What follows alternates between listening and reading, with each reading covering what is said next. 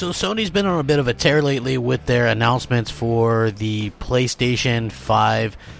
Today they sort of leaked out something that I don't think they really wanted to, but it came out anyway, and I think it's really cool. I think it's one of those things that's going to draw people to the platform because even as Phil Spencer says lately, you know, it's content that drives everything. And if you have the great content, then it's going to drive people to what you have to offer. And I think that's going to be a big problem for Microsoft going forward because they aren't known as the content kings. Let's just be real. Even if you're a huge Xbox fan, I'm a huge Xbox fan, they don't have the content that Sony has.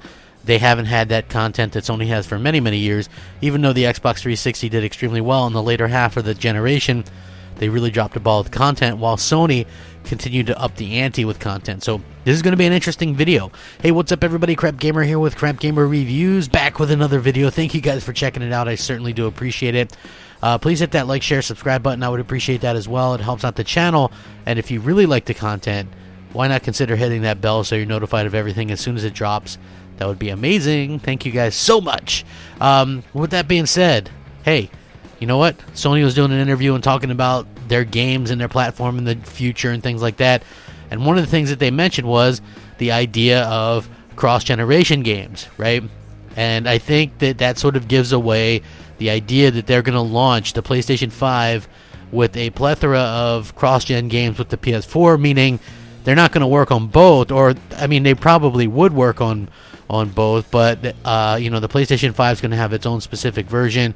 PS4 is going to have its own specific version. PS4 version would probably work on a PS5 since it's going to be backwards compatible anyway.